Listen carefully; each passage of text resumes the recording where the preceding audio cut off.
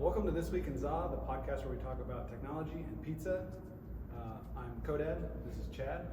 Today our guest is Billy Adele. The pizza is the protein pizza from Blaze.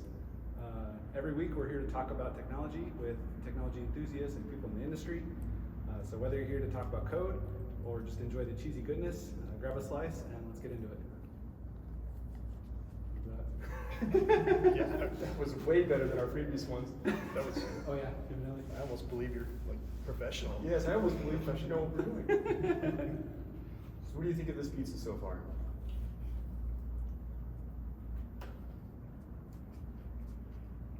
I mean, the first part's good. Yeah. It does have things that food eats on top. I'm a little concerned for your well-being. It is. The cauliflower crust is more cauliflowery than I thought it'd be. Agreed. But it's good. I like cauliflower. So, yeah. It's a little more flaky, or I don't know if that's quite the right word, but I'd say the last time I had it, it was a little more crisp. yeah. It did travel a little bit. Yeah, that's Yeah. right. Account for travel. And this is the Blaze. What do they call it? The Protein pizza. protein pizza. It was picked by Doug. And one other guest we have this week is Brooks. Brooks is going to be jealously looking at our pizza. There was a little piece of crust on the floor that Brooks did eat while we were doing the intro. So, should be thinking on the scale 1 to 10, and this is an NPS scale. You described the scale. I don't remember quite how we had it configured. Something about 9s and 10s where you would eat it even if you weren't hungry. A 1 was you can't finish it. 2 is you almost can't finish it. 7's a pretty good pizza. So, I just have to open by saying, pizza's not my favorite food. Sure. Like, all food is great though. There is no food I don't like. My scale is going to be a little different. Like, this is, if I was having a real bad week and it was there, I would eat the whole thing. Okay. But it is not, I'm not just like going for this. Sure. So, I call it maybe a 6. Yeah. I think it's a little bit better from the pie last week, which I gave like a mid 4. Oh, but wow. not a lot better because the black olive still set me off. So I'm going with like a 5. I think last week I was like an 8 for Yaya's local. Doug got yayas? You get to pick for next person, so So it just needs to, okay, I got it. yeah. So you get to pick for Jamie. Just be putting that in your mind. Oh, we need to be nice to Jamie. Okay. I think Doug thought he was being nice to you, by the way. But I would give this, like, compared to the Yaya's local, which was an 8 for me. This is like a 4. Oh, I feel like my 6 was generous now that you guys are throwing your scores Yeah. out. I was trying to be kind. It's like a 3 or 4. Now that Bill said 3, I'm going 3. I'm backing her off. It's edible. Like, I'm pretty hungry. I stay 5. Okay. Yeah. We also have a second pie, the safe choice. This is the Blaze spicy pepperoni. Yeah, I'm here for that. Yeah, that looks Also, good. Spicy garlic bread as well. Yeah. That looks good as well. I don't know if we want to do an actual rating on that one or just. Should we do that one too? Well, we might as well since it's here. I mean, I'm gonna Go eat ahead. it. Yeah, Go smash. ahead. Let's do this.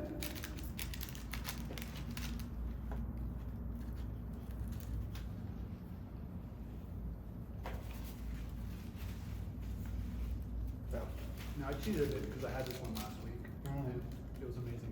Yeah. Although I don't know if they put there's like a hot honey drizzle. Yeah. I don't know if I saw them put it on there or not, but that That is tastes hot. really good.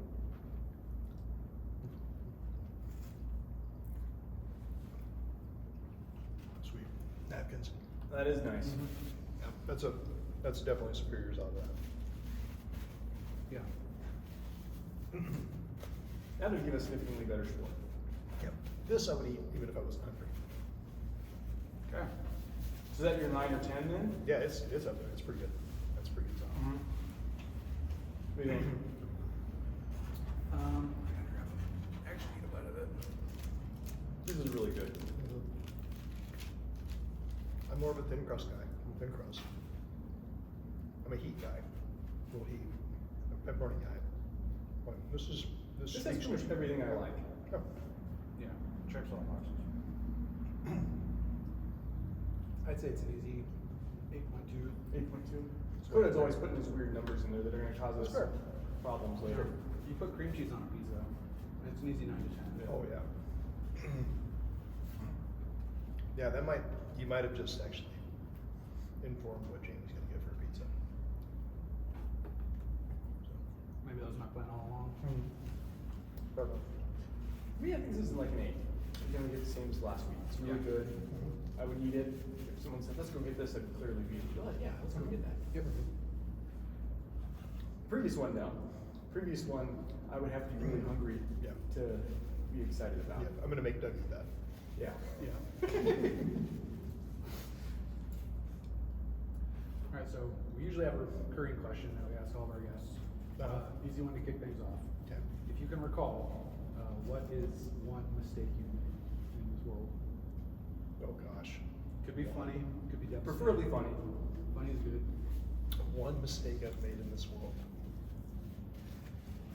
Other than this right now. This feels like it's right up there. Gosh. Pretty early in my career. So I'm self-taught. And I did a bunch of stuff in a fairly safe environment at the University of Nebraska. And then the first gig I took out of that was at a Silicon Valley.com startup, excuse me. And we built a platform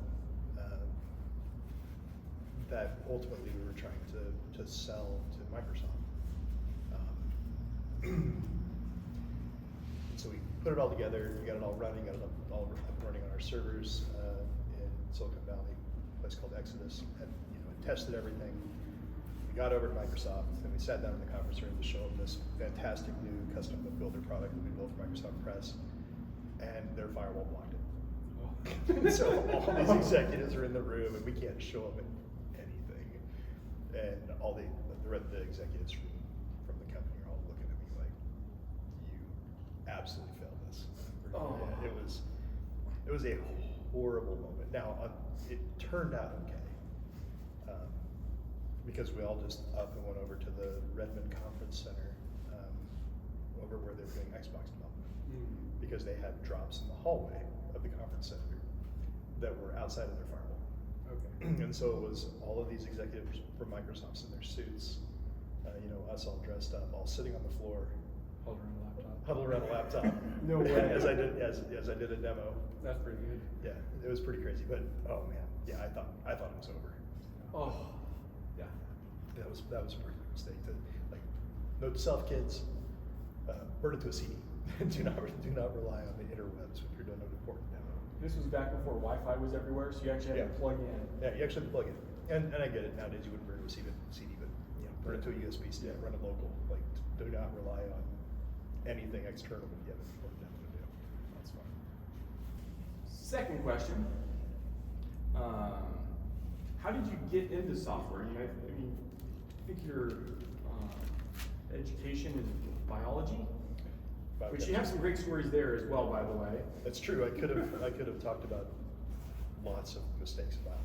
And I thought that those are. It might be a different podcast. It might be, but I still think your one story involving intentionally getting yourself sick is your best story. It wasn't intentional. I was just really terrible at working in a lab.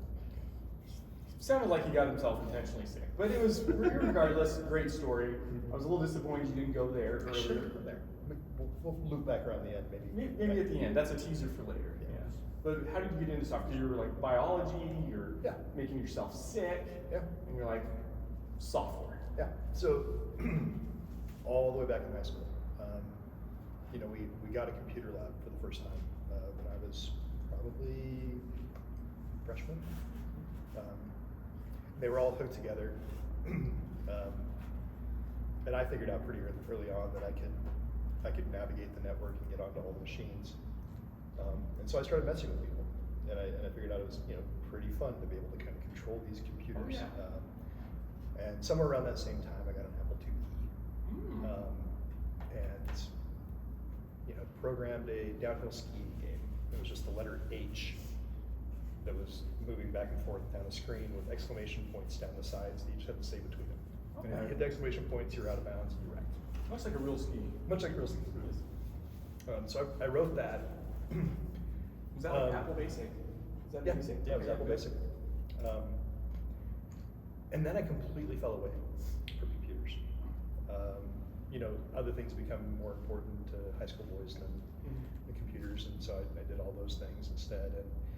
And got to college, and the one thing that I had going to college was a 486 DX. Okay, I was going to ask SX or DX. Yeah, I had a DX. Like Codex knows you know what we're talking about. Yeah, that calculator or what? it's like a fancy calculator. TI 86 or whatever. Yeah. And so it's a pretty decent computer for the time. But I had it in my dorm room. I didn't really do much with it. And then Doom came out. It was about the time I was living in an apartment off campus, and Doom came out, and I really wanted to play Doom. But I couldn't play it on the 486 DX. I did a Pentium. Oh wow, really? Yeah. I remember that. Yep. Okay. So I upgraded Is the this machine. Doom 2 or Doom? It was Doom. Yep. And so I upgraded the machine to a Pentium so I could play Doom, and word got around the lab that I was working in, not the one where I nearly killed myself, the other one, where I killed an entire line of MDCK, met dog cannon kidney cells. It's another great story. Okay, I don't heard That that. got fired. But word got around that lab that I had upgraded the computer and I was playing Doom, and everybody was pretty interested in that. And then word spread through the biology department that there was somebody in the building who knew computer stuff. And so I became the computer stuff guy. Ultimately, that landed it with Dr. Bill Glider, who was a really forward-thinking educator. He wasn't a researcher. He genuinely cared about educating kids and saw the potential of the internet. At the time, the university really didn't have any computer labs that were networked. Mosaic browser was what was on the machines. That's going back. But he had been doing a lot of reading. He knew that Netscape was coming out, and he knew that Netscape had all kinds of capabilities. He just needed somebody who knew computer stuff, because then he could start to offer educational offerings for his Biology 101 class. And so he asked me if I'd be willing to learn this stuff, and I said, absolutely, this sounds like fun. We lobbied and lobbied and lobbied, and got the Maple Lee computer lab to install Netscape on all the machines, and then install the Java virtual machine on all the machines. Java was like 0.6 or so at the time. Wow. And so I started programming Java fully to do Java applets. Wow. And so this is like very early on, and this applet thing was just a notion, and you had to have the JVM installed on all these machines so that inside of Netscape you could pop open Java applets and do interactive things. And so I built Java applets. This would have been, 1997. And so I built these Java applets where you could drag the organelles. So you'd have the mitochondria and the ribosomes, and you could drag them into a cell, and if you got them in the right place, you got points. So we gamified learning where organelles go in cells for these students, and built a bunch of other stuff. I really didn't recognize at the time that this was kind of cutting edge. But it started to get noticed around the country, and so the university sent Dr. Glider and I all over the place. I got to go to, places like exotic places like Calgary and Calgary and Toronto and Hawaii, actually. Hawaii, that was pretty cool to talk about this new language called Java and what we could do with applets and education. And so that's kind of how I got into all this. Eventually bridged over to trying to use that same kind of technology to help people with disabilities. So I worked for the ADA 504 compliance officer at the university at the Accommodation Resource Center to try to use Java and other technologies to help students that had disabilities to level the playing field in college. And while I was there, I got recruited to this startup that I talked about before. It was a pretty big allure because at the time it was the beginning of the startup boom. So there were lots of companies getting lots of money, and the one that I went to was actually a Lincoln-based startup company that also had an office in Silicon Valley, San Jose, and Pudong, Shanghai. We got, I think it was $56 million of venture capital. It was just wild. We had a cage in Exodus in San Jose, where we had just rack after rack of SunSpark, which doesn't mean much to most people that will be listening to this. They were but the expensive. SunSpark machines were expensive. expensive. Like I think back then they were 20 grand. Yeah, a those were box. elite level machines. Yeah, they were elite, and they were for running like Oracle databases, and so we Big had all workloads. these, all this crazy hardware backed up, and so I got to experience all this .com boom, the pets.com, and we were right in the middle of all of it, and so that's kind of how it all evolved and happened for me. Just all self-taught, all terrible looking back then. all the code was terrible. One thing I've learned from today though is Phil knows Java. We'll remember that for later. Very, very old Java. Like I had a, Yeah. like I stopped knowing Java about the time struts came out. Okay. So So a little while, but you could relearn. You need a legacy developer every once in a while. Yeah. right. Yeah. The nice thing for me is it's a lot like C#. Yeah. I had a stint in the middle where I did VB.NET. That was my first language. Yeah, I no regrets moving away from that. I'm very happy to be in the C# world. Yeah. But, yeah, I mean that was kind of the journey. So someone that didn't go through a traditional pipeline to get here, if you could offer one piece of advice to that student, to that young professional, somebody who's looking to change careers, looking to learn some new stuff, what one piece of advice would you give them to start making that move? Oh gosh. Follow your curiosity. Nobody really knows it all. You're going to feel really unprepared. But if you just don't worry about what you don't know and worry about what you're curious about, you'll just keep moving forward. I think that's been kind of the story of like the whole journey that I took. It was, oh, that's interesting and curious. I'm going to learn about that. If you try to look at it through the lens of, gosh, I have to fill in these boxes in order to arrive at some destination, I think it'd be a grind and probably overwhelming. Yeah. So I think fundamentally, being curious is kind of the answer. That curiosity though, almost all like great developers are somewhat kind of curious people. They're always kind of diving in. Want to solve the puzzle? Want to solve the puzzle. See the next step. Yeah. You gotta always be willing to experiment a little bit. Mhm. I think some people get a little too caught up in the just trying to solve a perfect. Sometimes you have to try something a little different to figure out how to get there. The other thing I would say though is at some point you also have to come back and fill in the fundamentals. Oh yeah. Like you can go out and experiment, and then eventually you have to come back around and be like, oh, okay, I can't build it this way all the time. I need to fill in some fundamentals of what I didn't understand. It's all experiments to make yourself sick. Yeah. I mean, that has been kind of the story of my life. So, I mean, we alluded before to my lack of skill in the laboratory. A couple of famous examples. The first one, I was working for a professor named Dr. Wiley. I was creating hybridomas to try to detect P8 influenza virus in these hybridoma cells. And we were using these things called mad dog canine kidney cells, which are actually a very expensive cell line that you had to buy from another university. And we had a whole cooler full of them, like a nitrogen cooler, all stored in Eppendorf tubes. And my first job was to take the first Eppendorf tube that we paid a lot of money for these cells and actually grow it up so that we could freeze more of them so we'd have a supply of them going forward for all the experiments. So you have to keep buying expensive. So we didn't have to keep buying these expensive MDCK cells. So I got it under the hood and I used all the pipetting and all the clean technique I could to grow this up in the containers of the solution.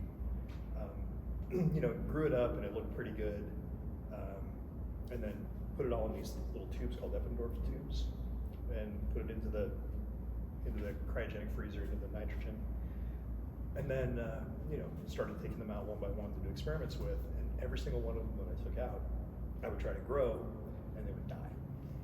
And it turned out that I gave them all mycoplasma from my hands, and so I managed to kill an entire cell line of MDCK cells, and I got fired. So that was round one as lab rat. Round two as lab rat, I was working for a guy named Dr. Siegelkazi. We were trying to detect Newcastle disease virus, which is a really deadly virus in birds. And it was so deadly that they actually had to have it in what's called a biosafety hazard level 2 facility. Oh, wow. So to put this on a scale for you, biosafety hazard level 3 is where they do like HIV research. Biosafety hazard 4 is where they do like Ebola. Oh. So 2 is not, Yeah. but it's more than 1. Yeah. It still has to have like negative pressure in the room, and you know you have to be fully gowned up and like Yeah. fully like. You don't want the There are things that you can catch, Yeah. because like this virus that I was working with is what they call high titer. It was grown inside of eggs, and so the virus is like really lots of virus per milliliter. And so I'm working with this virus, and I'm trying to do a reverse Dagwood sandwich ELISA, which is what it was called at the time, to detect this thing. And I managed to get myself Newcastle disease virus. So I gave myself a bird virus, which develops calcified cysts in your lungs that you have for the rest of your life. So Really? Yeah, Wow. yeah. So I managed to give myself that. That was my last lab rat job. Like, So you still have calcified? yeah, I still have calcified cysts in my lungs from that. They're like eggs, like bird eggs. Sure, sure. How big are they? Not very big, Oh. but But still. Yeah. you don't want them. And Yeah, that was- doesn't sound like a feature. I was pretty sick when I gave it to myself, and it wasn't intentional, despite what you might believe. I just really suck. You at- want the story. Yeah. Yeah, I just really suck at clean room techniques, apparently, in lab settings. We'll remember this going forward. No experiments. But at least none that could kill people. Yeah, actually, that's a good rule in general. None that can kill you. Yeah. Yeah. Cool. Anything else? Nope. All right. So next week's Jamie, and you're nominating a pizza for Jamie. Yeah, yeah. So I want to be nice to Jamie. I really love the Paisano's double pepperoni cream cheese pizza. Okay. It is chef's kiss. I'll be surprised if it's not 3 10 out of 10s. All right. Wow. 10 out of 10. Paisanos is very divisive though, so. Yeah, either you love Paisanos or you don't, but you guys are gonna love it, especially with the cream cheese like that. I Just mean, that's got to take something. yeah. All right. Tune in next week. We'll try that out with Jamie and talk about some more tech. Till next Like, week. follow. Oh yeah, like, subscribe, ring the bell for notifications, comment below. It's a little endorphin hit just hitting that button, so you better do it. It's true. I do it every time. When we say subscribe, the bell lights up. Or Yeah. the button lights up. So if you didn't notice that, it just did. Comment below on a funny story that you've had getting yourself sick, like Bill did intentionally. Yes. And if you can top that, maybe you'll get featured on the next episode or something. Ooh, like yeah. that. All right.